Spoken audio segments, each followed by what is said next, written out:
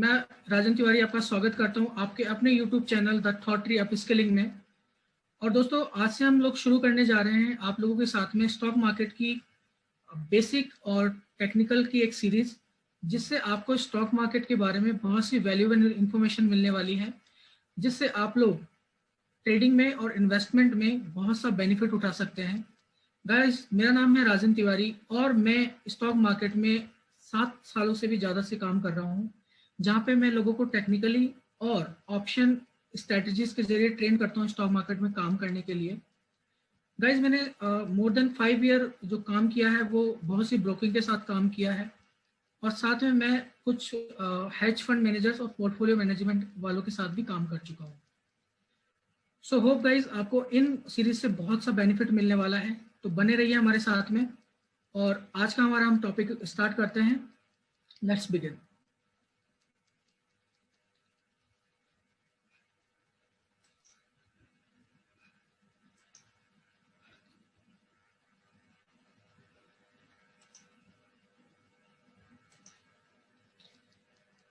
So guys, स्वागत है आपका हमारे पहले सेशन में, जिसको हम नाम दे सकते हैं कैपिटल मार्केट और इंट्रोडक्शन टू कैपिटल मार्केट। यहाँ दोस्तों हम लोग ये चीज़ जानेंगे कि हमें बेसिकली नीड क्यों पड़ती है इन्वेस्टमेंट करने की, और हमारे लाइफ में इन्वेस्टमेंट की क्या इम्पोर्टेंस है। सो गाइस, इसको मैं बहुत ही बेसिक से एक एग्जांपल से लूँगा, जिससे आपको समझ में आएगा कि क्यों इन्वेस्टमेंट हमारी लाइफ में एक बहुत इंपॉर्टेंट रोल प्ले करता है और क्यों हमें ज़रूरत है इन्वेस्टमेंट करने की। तो गाइस, जो मैं आपको इसका एक सिंपल सा आंसर देना चाहता हूँ वो ये देना चाहता हूँ कि हमें इन्वेस्टमेंट इसलिए करना चाहिए बिकॉज अगर सपोज आप सैलरीड पर्सन है, या आप एक बिजनेस पर्सन है, या आप कोई भी मतलब अर्निंग का आपका सोर्स है, तो ऐसा तो नहीं होता है ना कि आपकी मतलब रेवेन्यू अचानक से बढ़ जाती है ना। आपका जो रेवेन्यू होता है, आपका जो इनकम होता है, वो एक रेगुलर बेसिस पे ग्रो करता है, ठीक है। बट अगर आप ध्यान से देखोगे तो आज से 1 साल पहले या 2 साल पहले अगर कोई चीज़ 1,000 रुपए की मिलती थी, तो जरूरी नहीं है वो आज आपको चीज़ 1,000 रुपए में मिलेगी। उसके पीछे कारण क्या है दोस्तों? उसके पीछे कारण ये है इन्फ्लेशन का। सर, इन्फ्लेशन क्या होता है? इन्फ्लेशन दोस्तों होता है कि अगर आज हम जो लाइफ में स्पेंडिंग कर रहे हैं, मतलब जो खर्चे करते हैं, वो क्या होता है कि हमारे टाइम के साथ साथ में वो खर्चे बढ़ते रहते हैं। बट अगर उसके साथ में हमारा इनकम नहीं बढ़ा, तो क्या होता है कि वो हमारी परचेजिंग पावर को कम करता है। परचेजिंग पावर मतलब हम जिस प्रोपोर्शन में वो हम चीज बाय कर सकते थे, या फिर हम जिस पे इन्वेस्ट कर सकते थे, वो हमारी परचेजिंग पावर को कम कर देता है। तो इसको आपके मन में सवाल होगा कि इसको समझने का क्या तरीका है, या इसके लिए क्या बढ़िया एग्जाम्पल हम लोग समझ सकते हैं। तो इसके लिए मैं आपको एक एग्जाम्पल देता हूँ। वो एग्जाम्पल है, फॉर एग्जाम्पल जैसे एक बहुत ही बेसिक एग्जाम्पल लेते हैं अपन लोग।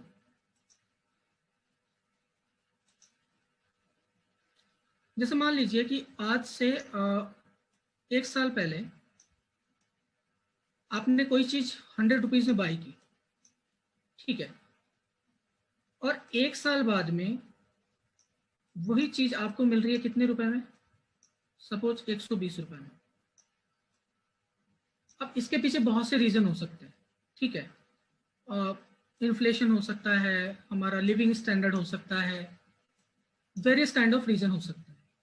बट अगर आप इसको ध्यान से देखेंगे परसेंटेज में, तो यहाँ पे ये जो इन्फ्लेशन बढ़ा है, ये पर्टिकुलर जो भी सामान है, इसमें जो इन्फ्लेशन बढ़ा है वो 20% बढ़ा है। अगर इसके प्रोपोर्शन में बात करूं कि सपोज आप 1 साल पहले 100 रुपए कमाते थे, और आज भी अगर आप मान लीजिए आपकी सैलरी में ग्रोथ हुआ सपोज लेट्स से 8%, तो आपकी जेब में कमाई तो कितनी आ रही है? ओनली 108 रुपए। और जो आपकी स्पेंडिंग है वो कितनी हो रही है? वो आपकी स्पेंडिंग हो रही है, आपकी जो इंक्रीमेंट है, जो आपकी सैलरी आ रही है, या जो आपकी इनकम की ग्रोथ है, उससे ज्यादा आपका इन्फ्लेशन बढ़ रहा है।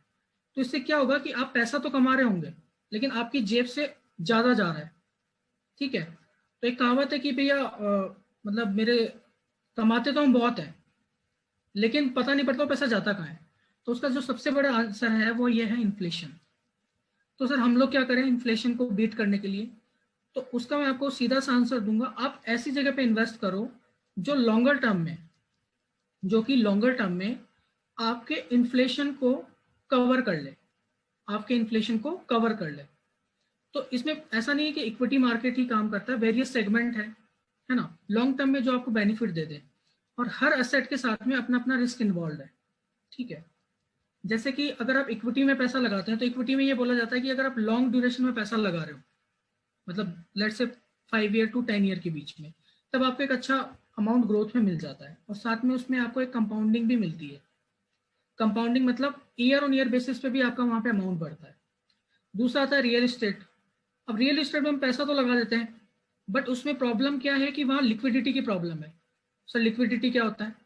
लिक्विडिटी का मतलब ये होता है कि जैसे मान लो आज आपने कोई शेयर परचेज किया, तो आप उस शेयर को तो तुरंत बेच सकते हो, बट क्या एसेट जो जमीनें होती हैं, जो लैंड होती हैं, क्या आप उनको फ्रिक्वेंटली इतना बेच पाओगे? इसी को हम लोग बोलते हैं लिक्विडिटी। लिक्विडिटी का मतलब क्या है कि आज मेरे पास कोई चीज है, मार्केट में जाके अगर मैं उसको बेचूंगा तो मेरे को उसमें वो मेरा कैश में कन्वर्ट हो जाएगा, वो मेरा कैश में कन्वर्ट हो जाएगा। तो होप गाइस इस बेसिक से एग्जांपल से आपको ये समझ में आया होगा कि इन्फ्लेशन क्या करता है, हमारी परचेजिंग पावर कम कर देता है।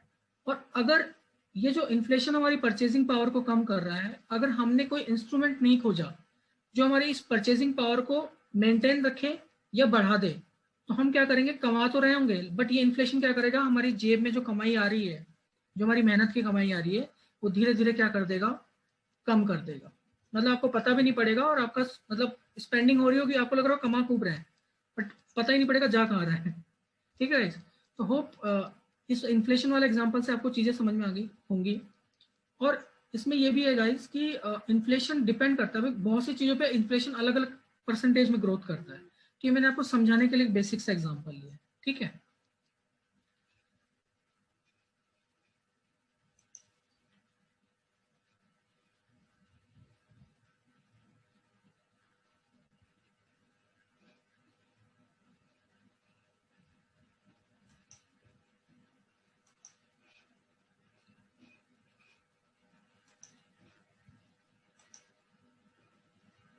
तो गाइज हम यहाँ बात कर रहे थे कि हमें इन्वेस्टमेंट की क्या क्यों नीड पड़ती है, कि हम क्यों इन्वेस्टमेंट को इतनी इंपॉर्टेंस देते हैं हमारी लाइफ में। ठीक है, तो उसका सबसे पहला जो रीजन हमें समझ में आया वो ये समझ में आया कि उसका सबसे बड़ा जो रीजन होता है वो होता है इन्फ्लेशन। इन्फ्लेशन मतलब जो हमारी टाइम के साथ में जो परचेजिंग पावर है जो कम होती जाती है, उसको मेंटेन करने के लिए या उससे उसको सरपास करने के लिए। सरपास करने का मतलब क्या है कि हमारा रेवेन्यू ज्यादा हो इन्फ्लेशन से, मतलब हमारा इन्फ्लेशन रह जाए कम और हमारा परचेजिंग पावर ज्यादा हो। जो भी हम पर्टिकुलर लाइक असेट में इन्वेस्ट करेंगे तो हमारा पैसा इतना ग्रो हो जाए कि हम इन्फ्लेशन को बीट कर दें। इन्वेस्टमेंट का बेसिक पर्पज ये होता है, बेसिक पर्पज ये होता है। बाकी इन्फ्लेशन क्या होता है, इसको दूसरे शब्दों में हम क्या क्या बोल सकते हैं, कॉस्ट ऑफ लिविंग। मतलब कि टाइम के साथ साथ क्या होता है हमारा कॉस्ट ऑफ लिविंग, मतलब रहने का जो खर्चा होता है वो टाइम के साथ क्या होता है, बढ़ता रहता है। ठीक है, तो उन खर्चों को मेंटेन करने के लिए हमें क्या करना होता है, इन्वेस्टमेंट करना होता है, जिससे कि हम उस इन्फ्लेशन को बीट कर पाए या मेंटेन कर पाए। ठीक है, दूसरा रीजन होता है सर वेल्थ क्रिएशन का। अब आप बोलेंगे सर वेल्थ क्रिएशन मतलब, इसको थोड़ा एक्सप्लेन करेंगे आप? मैं बोलूंगा वेल्थ का मतलब होता है कि आपने जैसे लैंड का एग्जांपल लेते हैं हम लोग, आपने 10 साल पहले किसी जमीन में या 20 साल पहले इन्वेस्टमेंट किया। ठीक है, सपोज मैंने 1 लाख रुपए किसी जमीन में लगाए थे आज से 20 साल पहले, बट आज अगर मैं उसकी वैल्यू देखूं, हो सकता है वो उसका वैल्यू 80 लाख हो सकता है उसका वैल्यू 1 करोड़ हो गया हो। तो over the period of time क्या हुआ है ये, मतलब जो आपने 1 लाख रुपए इन्वेस्ट किए थे, तो एक पर्टिकुलर रेट से ग्रो हुआ है, या वो उसका पोटेंशियल इतना था कि वो कितना भी ग्रो कर सकता था। मतलब उस लैंड की वैल्यू हो सकता है 2 करोड़ रुपए भी हो सकती थी आज के टाइम में, या 5 करोड़ रुपए भी हो सकती थी। मतलब वहाँ वेल्थ का मतलब ये कि वहाँ कोई लिमिट नहीं है, वो क्रिएशन कितना भी हो सकता है। ठीक है, तो वेल्थ का मतलब क्या होता है कि वहां पे अपन कोई लिमिट नहीं है, वेल्थ मतलब वो कितने भी अमाउंट में बढ़ सकता है। सर इसको भी हमें एक एग्जांपल से समझना है। मेरा ठीक है, इसका भी हम लोग एग्जांपल लेते हैं। आप लोग सब अपनी अपनी कैलकुलेशन रखना, मैं आपको सिर्फ बेसिक सा एग्जांपल दूंगा, उससे आपको इसको कैलकुलेट करना है। ठीक है,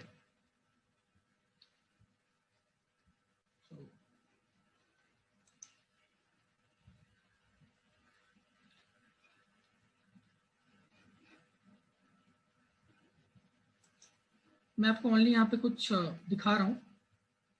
आपको सिर्फ सिंपल सी कैलकुलेशन करनी है कि मैं ये दिखाना चाह रहा हूँ कि ये जो वेल्थ है वो over the period of time, मतलब लॉन्गर पीरियड ऑफ टाइम में कैसे ग्रो होता है। ठीक है, तो हम यहाँ पे एग्जांपल लेते हैं। फॉर एग्जांपल टीसीएस का सब लोगों ने नाम सुना है? हाँ सर, सुना है।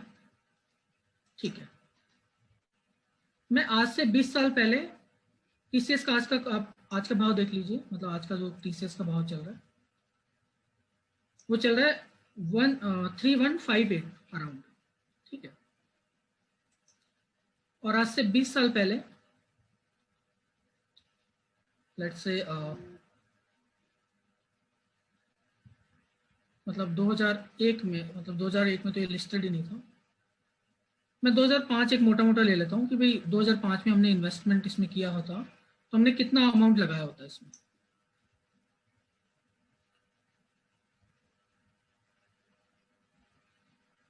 सपोज जनवरी में टीसीएस का जो प्राइस था वो चल रहा था 210। ठीक है, आपने वहां पे अगर अपने 1 लाख रुपए इन्वेस्ट किए होते और आज अगर आप उसको कंपेयर करोगे तो गाइस मुझे कैलकुलेट करके बताओ ये कितना हो रहा है।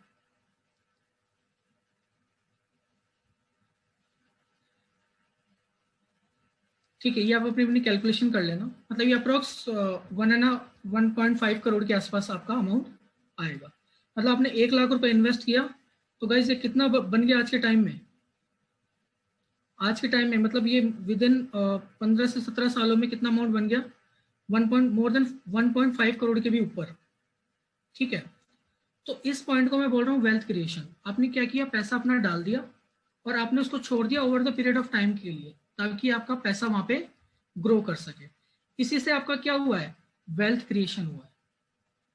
इसी से आपका वेल्थ क्रिएशन हुआ है। अगर आप पैसे को एक बार डालोगे, बार बार उसमें से निकालोगे, तो क्या आपको इतना अमाउंट मिल पाएगा? The answer is no.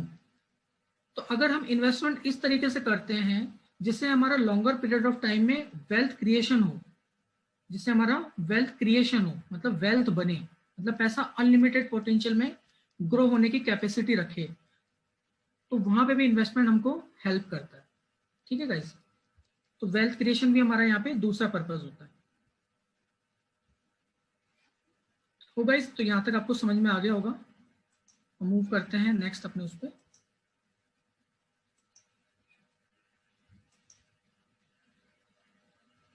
ठीक है, थर्ड आपका ये हो सकता है कि सर हमें इन्वेस्टमेंट की नीड क्यों है, हमारे पास तो बहुत सा पैसा पड़ा है और हमें नीड नहीं है उस चीज़ की, कि हम क्यों मतलब इन्फ्लेशन को बीट करें, क्यों हमें वेल्थ क्रिएशन करें, हमारे पास तो 10 करोड़ रुपीस के आसपास पड़े ही हैं। तो मैं आपको इसका एक सिंपल सा आंसर दूंगा।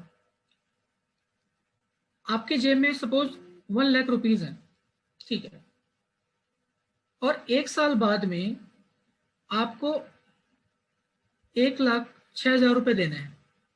ठीक है, मतलब इन्फ्लेशन की वजह से कोई पर्टिकुलर थिंग 1,06,000 रुपए का हो गया। एक ऑप्शन ये कि आप 6,000 रुपए अपनी पॉकेट से दें, मतलब आपने कहीं इन्वेस्टमेंट नहीं कर रखा, कुछ भी नहीं कर रखा, आप सिंपली क्या कर रहे हो, 1 लाख रुपए आपके जेब में, इन्फ्लेशन से 1 साल बाद में कोई चीज की वैल्यू जो आप खरीदना चाह रहे थे वो मतलब 6% से और ग्रो कर गई, मतलब महंगी हो गई, तो आपको जेब से 1 लाख रुपए तो देने ही देने थे, अब आप 1,06,000 रुपए मतलब 6,000 रुपए अपनी पॉकेट से और दोगे। एक तो ऑप्शन ये है आपके पास में। दूसरा ऑप्शन आपके पास में कि आप वो 1 लाख रुपए का इन्वेस्ट कर दो, जहां से आपको 6 to 7% का रिटर्न बन जाए, मतलब ब्याज बन जाए, इंटरेस्ट बन जाए। अब 1 साल बाद में क्या होगा, जब आपको वो चीज खरीदनी होगी, ठीक है, तो आपकी पॉकेट में आपको अपनी पॉकेट से 6,000 रुपए एक्स्ट्रा नहीं देने। वाई?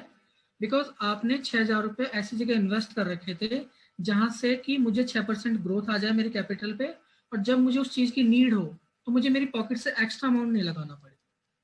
ठीक है, तो कभी कभी हमारी जेब से पैसा एक्स्ट्रा नहीं जाए, मतलब जो वेल्थ है या फिर हमारा जो हम जो परचेज करना चाह रहे हैं या कहीं इन्वेस्टमेंट करना चाह रहे हैं फॉर एग्जांपल, तो हमारी जेब से एक्स्ट्रा अमाउंट नहीं निकल के जाए। ठीक है, तो एक्स्ट्रा अमाउंट नहीं निकलना चाहिए। ठीक है, तो कई बार क्या करते हो, आप गोल बनाते हो अपने लिए, जो कि हो सकता है फॉर एग्जांपल आप कार परचेज करना चाहते हो, घर बनाना चाहते हो, मैरिज करना चाहते हो, घूमने जाना चाहते हो, तो ऐसे आपके बहुत से गोल्स होते हैं। वो हो सकता है 1 साल बाद के हों, 6 महीने बाद के हों, 3 साल बाद के हों, 5 साल बाद के हों, तो क्या होता है कि भाई आपके पास पैसा तो पड़ा है, बट 5 साल बाद में आज का जो खर्चा है, 5 साल बाद में वो खर्चा भी तो बढ़ जाएगा। तो दैट्स वाई अगर आप गोल बेस्ड प्लानिंग करते हो, मतलब पर्टिकुलर गोल के लिए आप कुछ प्लान कर रहे हो, तो वहां पे आपको इन्वेस्टमेंट करने की नीड होती है, जिससे कि आपकी जो जेब से पैसा लगने वाला है वो ना लगे। ठीक है गाइस, तो इन्वेस्टमेंट आज के टॉपिक में हमने क्या समझा कि इन्वेस्टमेंट हमारे लिए क्यों जरूरी है, ताकि वो हमें इन्फ्लेशन से बचा सके, ताकि हमारी वेल्थ क्रिएट हो सके, और हमारे गोल्स जो हैं, जो भी हमारे लाइफ के गोल्स हैं, उन्हें हम पूरा कर सके विदाउट हमारी जेब से कुछ लगाए, मतलब एक्स्ट्रा अमाउंट लगाए। ठीक है, तो होप गाइस आपको आज का सेशन बहुत पसंद आया होगा, और लाइक करना है, शेयर करना है, और आपके मैं कमेंट जानना चाहता हूँ कि आपको नेक्स्ट जो टॉपिक है वो किस टॉपिक पे चाहिए, नेक्स्ट जो वीडियो है वो किस टॉपिक पे चाहिए, और अगर आपका कोई फीडबैक है तो वो भी मोस्ट वेलकम है। होप गाइस, तो आपको आज का वीडियो पसंद आया होगा। मिलते हैं नेक्स्ट वीडियो में।